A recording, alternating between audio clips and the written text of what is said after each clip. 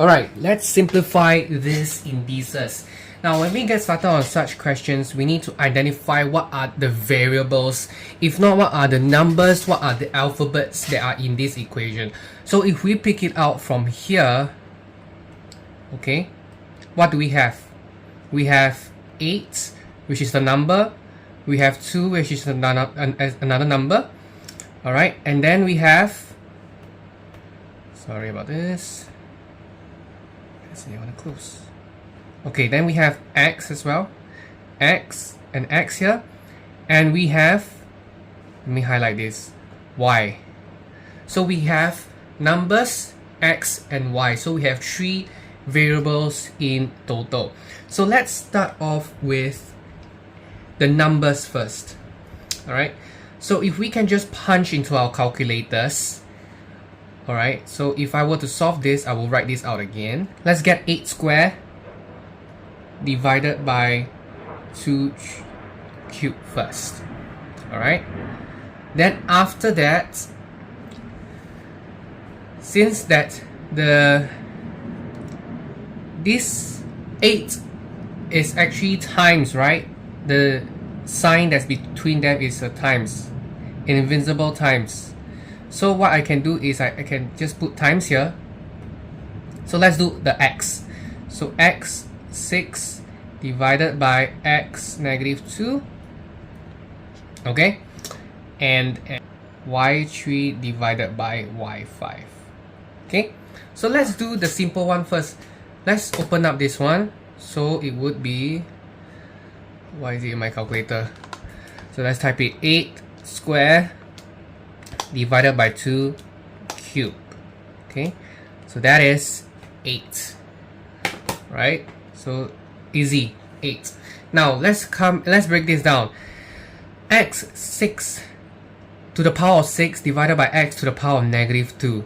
So if I were to visualize, okay, using the law of indices, and this comes from this law, okay, so when I have the same thing, so it's x, right?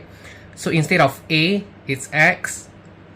If I can zoom this even more, or is this the maximum? There we go. That's good enough. So let's look at law 2 here. Law 2, look at this one. Okay, let me use a different color. Let's highlight it instead. Highlight this one out for you. Okay, so that means that the power, you take the powers and you minus the powers, right? And you minus the one that is the first one. The first minus the second one. So let's look at this example here. So what can I do? Times, oh, why is this here? Okay, so it's x 6 minus negative 2, right? So there's actually an invincible minus over here if you can think about it. Imagine it here. So minus negative 2, alright? You still have to bracket the minus, because this, so in our scenario here, from this equation here, m is 6. Oh, m is 6 and n would be negative 2. Okay, so that's how I visualize it. Now same thing as the next one, which is this one, right? Y. So same thing here.